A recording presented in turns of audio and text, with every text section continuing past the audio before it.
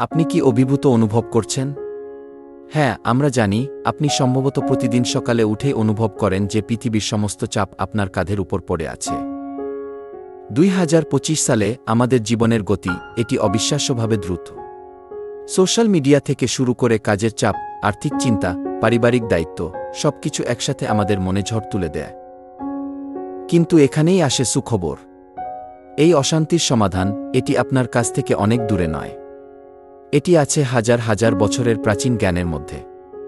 Islamic ঐতিহ্য আমাদের শিখিয়েছে এমন সব অনুশীলন যা আপনার অস্থির মনকে সম্পূর্ণভাবে রূপান্তরিত করতে পারে। তো চলুন জানি এটা কিভাবে কাজ করে। আমাদের পূর্বপুরুষরা যখন বসবাস করতেন তাদের জীবন ছিল সহজ। তাদের সমস্যাগুলি ছিল সরল এবং সরাসরি। কিন্তু আজ আমরা অনেক স্তরের চাপের সম্মুখীন হচ্ছি। প্রথমত, ডিজিটাল ওভারলোড। আমাদের ফোন, এটি কখনোই আমাদের থেকে দূরে থাকে না। প্রতি সেকেন্ডে নতুন বার্তা, নতুন খবর, নতুন সতর্কতা আমাদের মনকে টুকরো টুকরো করে ফেলে। আমাদের মনোযোগের ক্ষমতা, এটি আগের চেয়ে অনেক কমে গেছে। দ্বিতীয়ত, পারফরম্যান্স প্রেশার।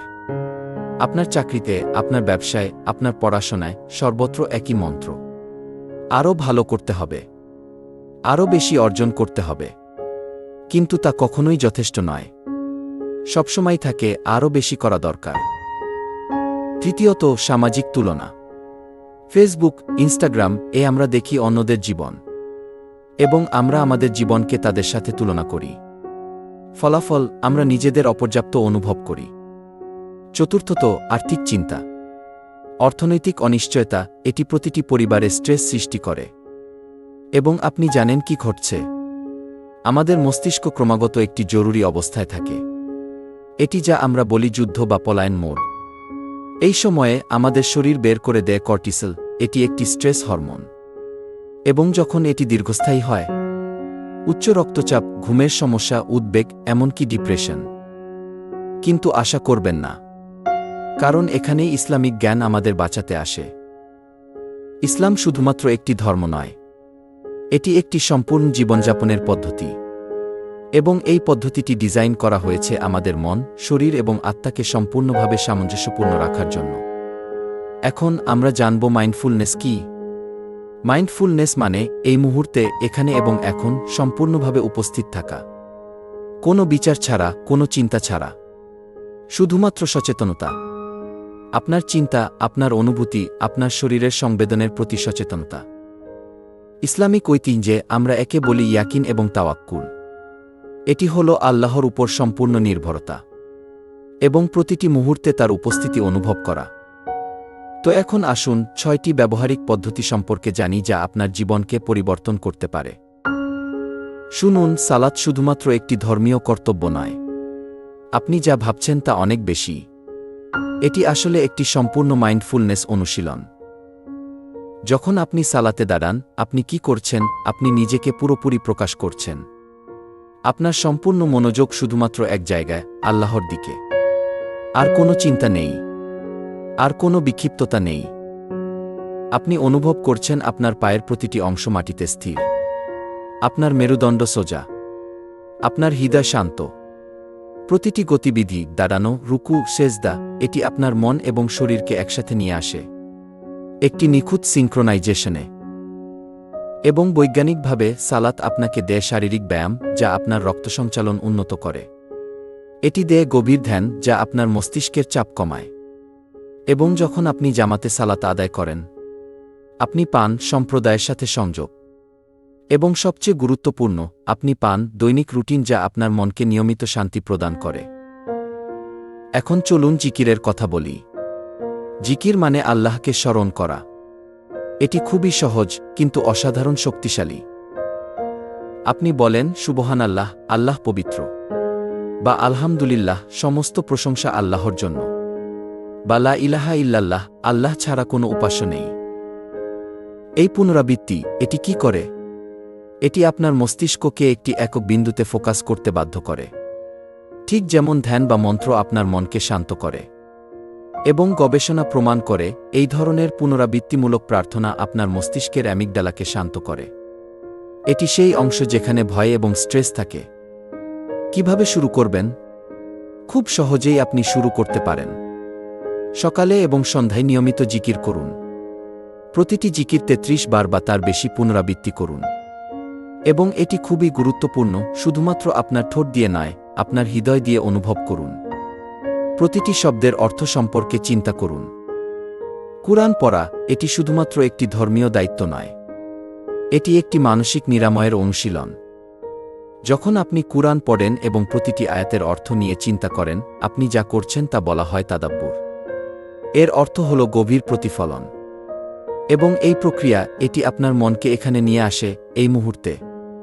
এটি আপনার দৃষ্টিভঙ্গি প্রসারিত করে। এবং আপনি জানেন কি আছে কুরআনে? অসংখ্য আয়াত মানসিক শান্তি এবং আশার কথা বলে। উদাহরণ নিন সূরা আল-ইনশিরাহের এই আয়াতটি, ফাইন্না মালুসরি ইউসরা। এটি মানে নিশ্চিতভাবে কষ্টের সাথে সুখ আসে। এই একটি বাক্য, এটি আপনাকে মনে করিয়ে দেয় যে প্রতিটি চ্যালেঞ্জের পরে স্বস্তি আসে। দুআ, এটি আপনার প্রভুর সাথে সরাসরি কথোপকথন। এবং এখানেই এর আসল সৌন্দর্য। এটি আনুষ্ঠানিক হতে হবে না। এটি জটিল হতে হবে না। আপনি আপনার নিজের ভাষায় কথা বলতে পারেন, আপনার হৃদয় থেকে। যখন আপনি সত্যিকারের দোয়া করেন, আপনি কি করছেন? আপনি আপনার চিন্তাগুলি বের করে দিচ্ছেন। আপনি সেগুলি প্রকাশ করছেন। এটি একটি মানসিক পরিচ্ছন্নতার প্রক্রিয়া। এবং এখানেই ঘটে আসল জাদু। দোয়া আপনাকে নিয়ন্ত্রণের বোধ ফিরিয়ে দেয়। কেন? কারণ আপনি জানেন আপনার প্রার্থনা শোনা হয়েছে। আপনি জানেন আল্লাহ আপনার যত্ন নিচ্ছেন।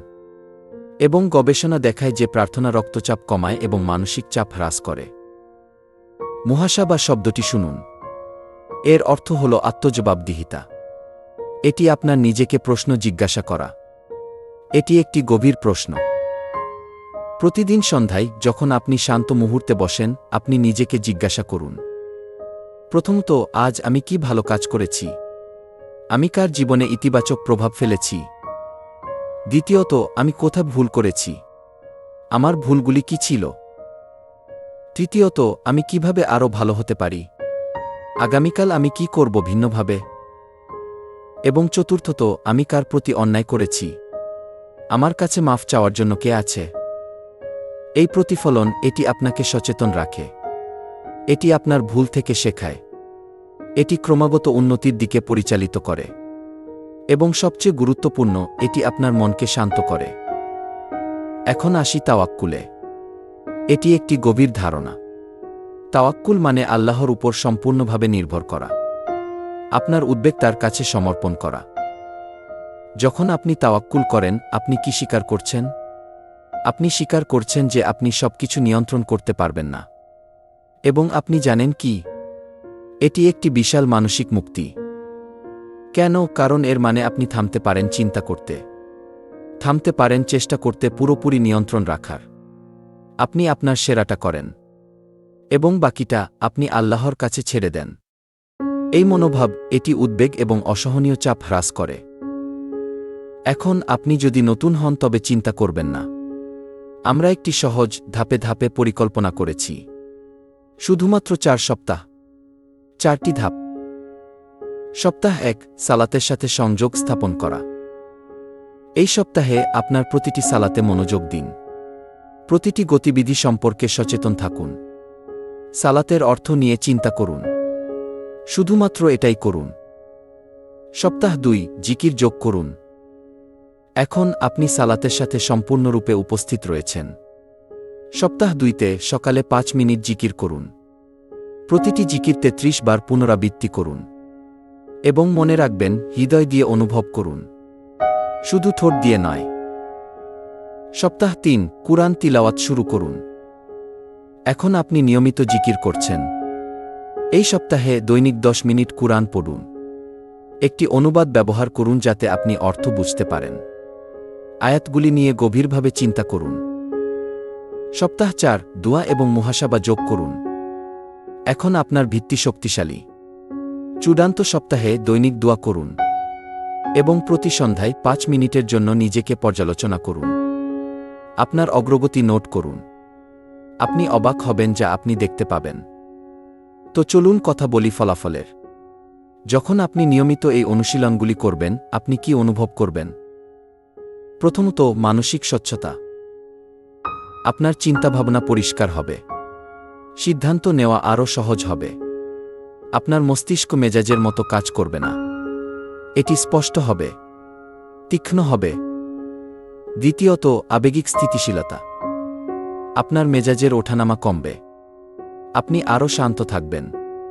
ছোট জিনিসগুলি আপনাকে আর এত বিরক্ত করবে না।